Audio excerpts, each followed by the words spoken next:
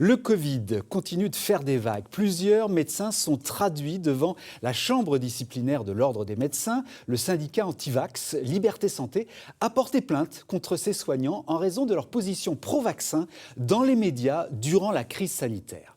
À Montpellier, Karine Zabulon et Yannick Le Ternier. Des médecins, des infirmiers, mais aussi de simples citoyens. Ils viennent de la région du Grand Est, de Bourgogne ou encore d'Occitanie. Pour eux, être présent à cette audience est essentiel. C'est important au niveau national, au niveau du pays entier, ce qui est en train de se passer ici, ce qui est en train de se décider. Monsieur Marty, en tant que médecin, il avait une obligation de donner des informations vérifiées par la science. Le docteur Marty, très médiatisé pendant la crise du Covid, est aujourd'hui dans le viseur du syndicat Liberté Santé, un syndicat qui regroupe des professionnels de santé et assimilés. Il estime que des prises de parole du médecin généraliste n'ont pas respecté les règles de déontologie, en particulier ses positions sur la vaccination obligatoire des soignants jugées clivantes. 5 ans après cette directive, les divisions au sein de certains services de santé restent vives.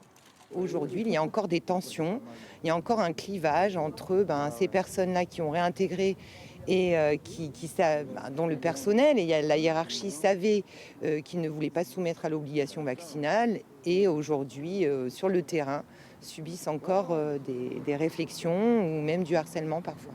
Le syndicat réclame la radiation du médecin. L'avocat de la défense, lui, met en avant des irrégularités dans la procédure, tout en démontrant que son client n'est pas fautif. Il plaide donc la relaxe. C'est compliqué pour des soignants qui se sont investis dans les soins au péril de leur vie. Il y a 75 praticiens qui sont décédés du Covid à l'époque de la pandémie, surtout dans la période prévaccinale. La majorité d'entre eux, la quasi-totalité d'entre eux, des médecins généralistes, parce que c'est eux qui étaient au premier chef au contact avec les patients. Ils savaient la dangerosité. La littérature médicale était très claire en la matière. Le délibéré sera rendu dans quelques semaines. La décision peut aller de la relaxe à la radiation du médecin.